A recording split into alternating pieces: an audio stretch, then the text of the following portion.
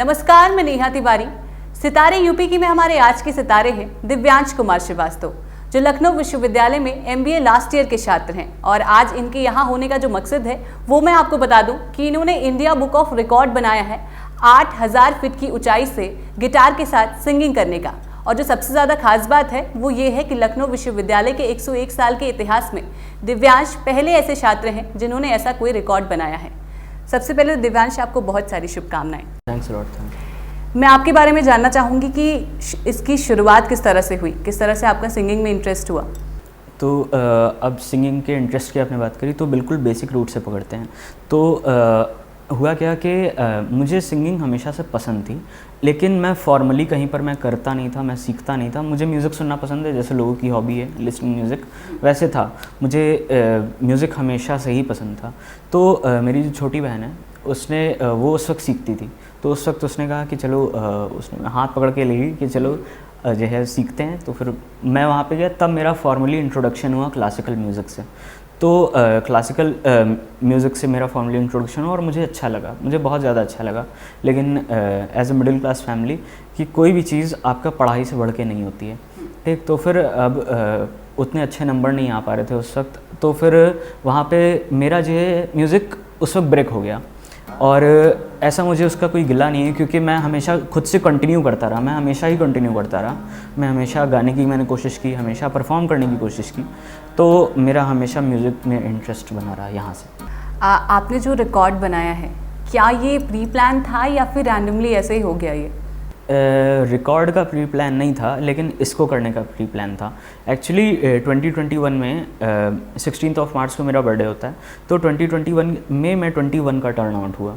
तो उसके बाद जो है हुआ क्या कि मतलब ऐसे मैं इंटर्नशिप्स करता था, MBA में कोर्स में इंटर्नशिप्स करनी पड़ती हैं, तो मैं इंटर्नशिप्स में करता था। तो उस वक्त जो है ऐसे ही प्लान आया, दोस्तों के साथ प्लान बना कि चलो एक ट्रिप मार आते हैं। तो फिर दोस्तों के साथ प्लान बना और हम लोगों ने करने की शुरू की। तो हम लोगों ने ये सेलेक्ट किया था कि हम लोग के जो भी सबसे ज़्यादा डर हैं हम लोग उसको फेस आउट करेंगे। जैसे डाइविंग का है, ठीक है, किसी का पैराग्लाइडिंग का है, ठीक। तो फिर अब जो है मेरा डर था पैराग्लाइडिंग का। मेरी 50 जो थिंग्स हैं, मेरी एक पूरी बकेट लिस्ट है, 50 things I want to do before I die, ठीक। तो उसमें क्या मैं जान सकती हूँ? हाँ, वो उसमें कई सारी चीज़ें हैं। तो जैसे सबसे पहला यही है कि डाइविंग वाला है। तो अभी जो है अभी तक का रिकॉर्ड है शायद 22 मिनट्स का है, कि मतलब जो है कोई ब्रेथ होल्ड कर सकता है। मुझे वो तोड़ना नहीं है, लेकिन मुझे ऐसा करना है कि एटलीस्ट 10 मिनट्स तक मैं अपनी ब्रेथ में कंट्रोल कर सकूं। तो उसमें मतलब मैंने छोटे छोटे से मैंने पार्ट्स में मैंने बनाना शुरू किया कि 2 मिनट्स हो गया, 5 मिनट्स हो गया, तो 2 मिनट्स वाला हो गया है। ऐसी बहुत सारी चीज़ें, जैसे यही वाला था, एक पैराग्लाइडिंग का था, वो हो गया। और फिर जो है जब जो है मैंने सर्च किया कि जो है पैराग्लाइडिंग में सर्च कर रहा था, तो उस वक्त एक वीडियो आई जिसने ऐसा कर रखा था। तो जब मैंने उसका प्रोफाइल मैंने चेक किया तो उसने कभी इस चीज़ को रजिस्टर ही नहीं करा था। तो उसने जब रजिस्टर ही नहीं करा तो ऐसा कोई रिकॉर्ड ही नहीं था। तो मैंने गिनीज बुक पे मैंने सर्च किया, मैंने इंडिया बुक ऑफ रिकॉर्ड्स में मैंने सर्च किया, एंड ऐसा कोई भी रिकॉर्ड नहीं था। तो मैंने जो है अप्लाई कर दिया कि देखते हैं, होगा तो बहुत अच्छी बात है, नहीं होगा तो फिर मैंने अपना ट्राई किया बेस्ट। तो मैंने करा, एंड फिर उसके बाद जो है जब इंडिया बुक ऑफ रिकॉर्ड्स का वो आ गया तो फिर तो आपको पता ही है। क्या रिएक्शन था उस वक्त आपका जब ये आपने रिसीव किया? बहुत अच्छा लग रहा था। एक्चुअली सबसे ज़्यादा अच्छा रिएक्शन तो तब था, मेरा जो साथ में जो को पायलट था, जो हम लोग का गार्ड गिरा के, मतलब अपना गार्ड छोड़ के, और मैं अपना गार्ड छोड़ के मैं अपना गिटार बजा रहा था, वो मेरी वीडियो बना रहा था अपना गार्ड छोड़ के। अच्छा, उन्होंने रिकॉर्ड किया? हाँ, ठीक है। तो मतलब जो है उसने अपना जो है पैराग्लाइडिंग का वो गार्ड छोड़ के और मैंने अपना गार्ड छोड़ के मैंने गिटार बजाया और उसने जो है रिकॉर्ड किया। तो फिर अमित भट्ट उसका नाम है।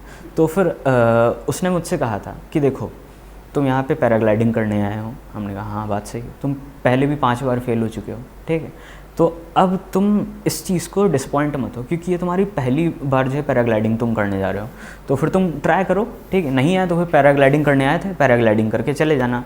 मैंने कहा ठीक है चलो, अगर वक्त मिला तो फिर ज़रूर बनाएंगे, अगर नहीं मिला तो फिर तो कोई बात ही नहीं है। तो फिर जो है उसने मेरा रिकॉर्ड करा, एंड बहुत ही अच्छा रिएक्शन, वो ज़्यादा अच्छा रिएक्शन था, क्योंकि जैसे ही नीचे उतरा मेरे आंसू आ रहे थे कि थैंक्स, ऐसा हो गया। सक्सेस की जो परिभाषा है वो इंसान खुद के लिए खुद चुनता है जी। ये मतलब हमारी दिमाग में बनाया गया है कि लड़कों को ऐसा ही काम करना है जिससे कि घर चले, लेकिन आपने अपने सक्सेस की परिभाषा खुद लिखी है। तो आप कुछ सालों बाद खुद को कहाँ देखते हैं? देखिए फ़िलहाल इतना ज़्यादा तो कुछ मतलब मैं ग्रैंड नहीं हूँ, बट हाँ एक ये है कि सक्सेस की परिभाषा हर किसी की अपनी डिफरेंट है। तो मेरे लिए सक्सेस और कुछ नहीं है, बस ये है कि मतलब लगे रहो। आपने लता मंगेशकर जी का गाना गाया, क्या मैं जान सकती हूँ इसके पीछे क्या रीज़न था? मतलब इन्हीं का गाना ही क्यों सेलेक्ट किया आपने? क्योंकि ये मेरी अनडिफाइंड मदर है। क्योंकि एक सिंगर के लिए उनके आइडल से बढ़ के कोई कुछ नहीं होता है, वो उनको देख देख के सीखते हैं। मैंने ऐसे कहीं फॉर्मली अब मैंने शुरू किया भातखंडे से, यहाँ पर लखनऊ में। तो मैंने सीखना शुरू किया, लेकिन जो इतने सालों से जो मुझे सिखा रहे थे वो इसी तरह के लेजेंड्स जो हैं, जो लिविंग लेजेंड्स हैं, वो सिखा रहे थे। बट अनफॉर्चुनेटली फरवरी में उनकी डेथ हो गई। तो ये गाना उनके लिए ट्रिब्यूट किया था। अरिजीत सिंह हो गए, लता मंगेशकर जी हो गए, AR रहमान सर हो गए, तो ये सब हैं जो कहीं ना कहीं कुछ ना कुछ सिखाते हैं। तो यही है, तो मतलब इसीलिए मैंने उनको ट्रिब्यूट दिया था। आपने अपने पेरेंट्स का रिएक्शन नहीं बताया था कि जब उन्हें ये चीज़ पता चली तो क्या रिएक्शन था? आपको थोड़ा फ़नी लगेगा, लेकिन उनको पता ही नहीं था। उनको पता ही नहीं था। उनको सिर्फ इतना पता था कि जो है ये जा रहा है, ट्रिप करने जा रहा है, एंड ये ट्रिप करके वापस आ जाएगा। तो जो है पेरेंट्स और टीचर्स का रिएक्शन बहुत ही अमेजिंग था।